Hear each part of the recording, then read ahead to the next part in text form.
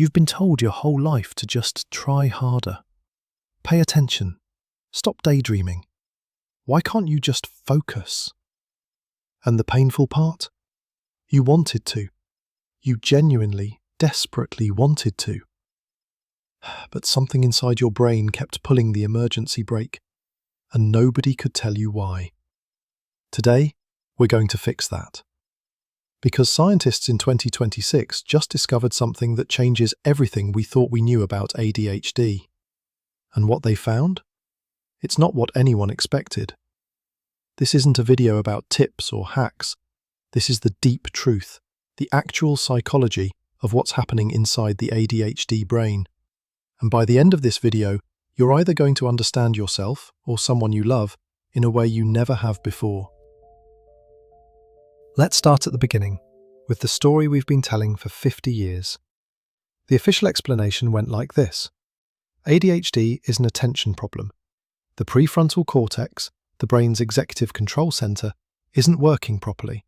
So we give stimulant medication to boost activity in that region. Problem solved.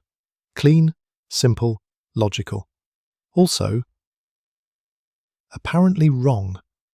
A landmark study published in 2026 in the journal Cell, one of the most prestigious scientific journals on the planet, turned this entire framework upside down. Researchers scanned the brains of people on stimulant medication and tracked exactly which regions were being affected. And the prefrontal cortex, the attention center, it barely moved. Instead, the drugs were lighting up something completely different, the brain networks responsible for wakefulness and reward, not attention. Wakefulness and reward. Medical textbooks have been teaching this wrong, which means the real question was never, why can't this person pay attention? The real question was always, why isn't this person's brain fully awake? And why doesn't it feel rewarded by ordinary things? Those are completely different questions, and they lead to completely different answers. Here's where it gets genuinely shocking. A 2026 study published in the Journal of Neuroscience, one of the most respected neuroscience publications in the world, asked a very specific question. What is actually happening in the ADHD brain during moments of lost focus? They used high-precision brain monitoring on adults with ADHD while they performed demanding tasks. And what they found? Nobody expected. In brief, invisible flashes, lasting just fractions of a second, the brain of someone with ADHD was slipping into a sleep-like state. Not metaphorically, literally.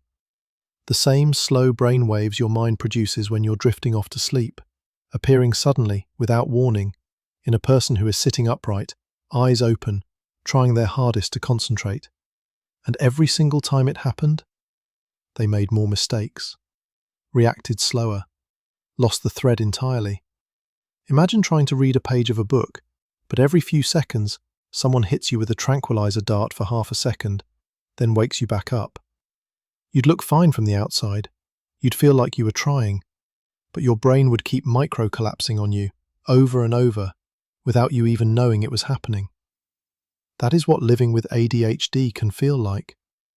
And now imagine a parent or a teacher watching that child and concluding, they're just not trying hard enough. That's not a discipline problem.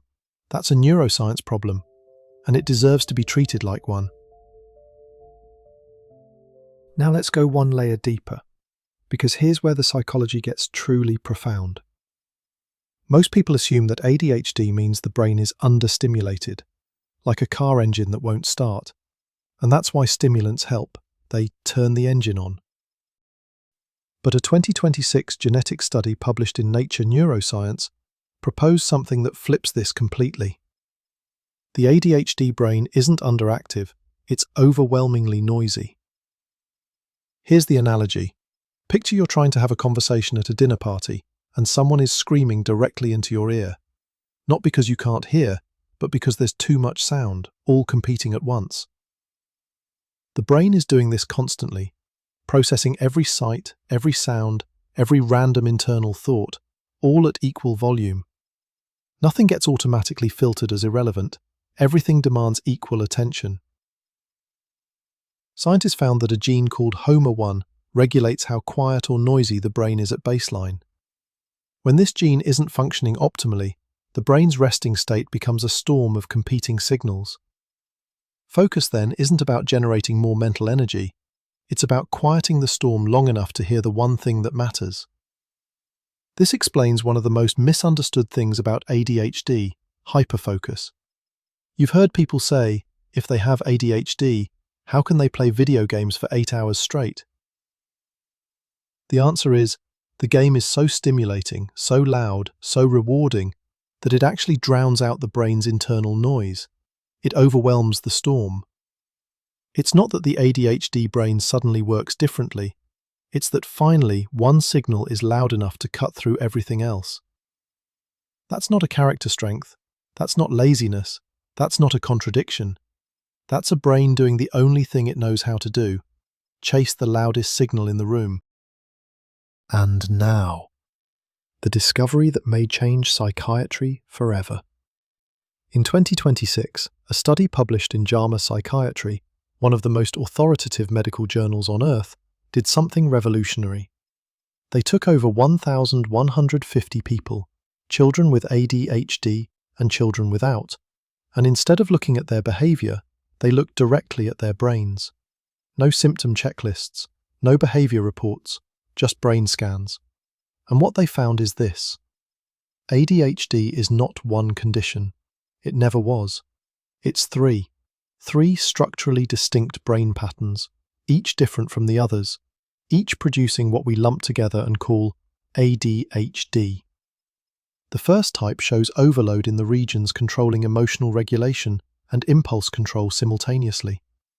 This is the brain that feels everything too intensely and can't pump the brakes.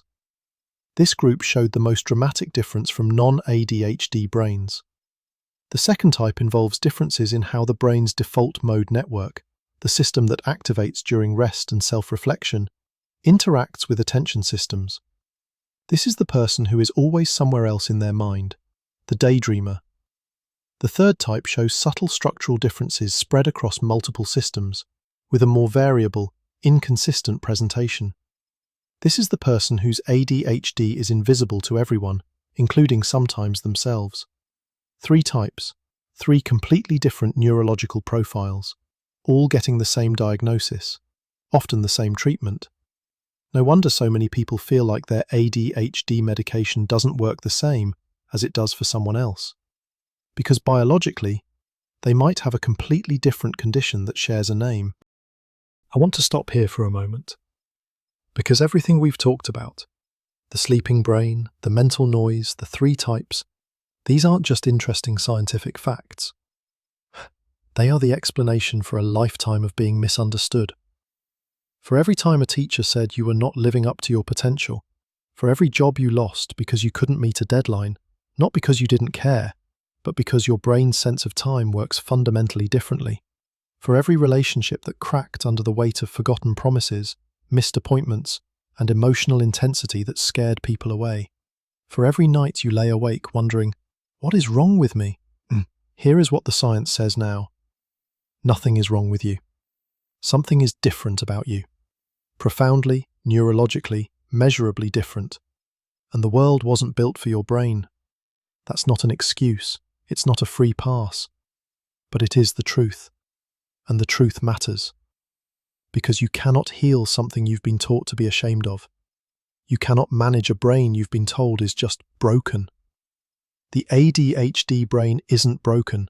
It's a brain that is waging a constant, exhausting, invisible war against its own noise, trying desperately to find the signal in the storm.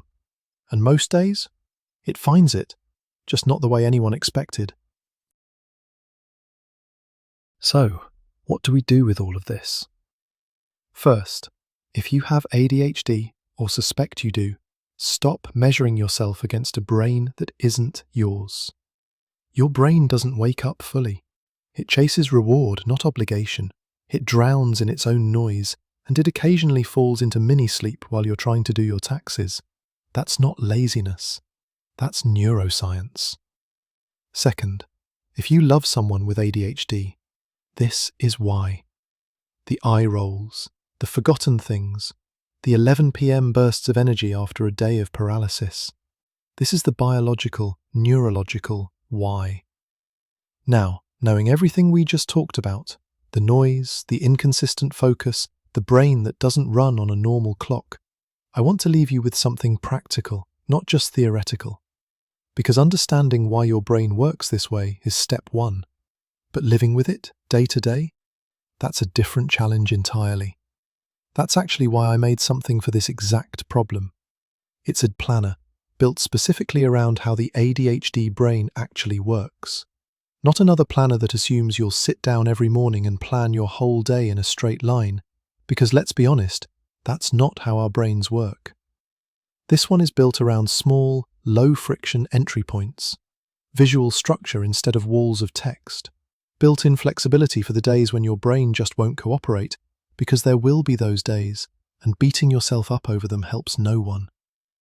I built it because I needed it myself, and if even a little bit of what we talked about today resonated with you, it might help you too. I've linked it down in the description if you want to check it out. But more than anything, I hope this video gave you something more valuable than a planner ever could. A little more understanding and a little more grace for the brain you've got. I'll see you in the next one.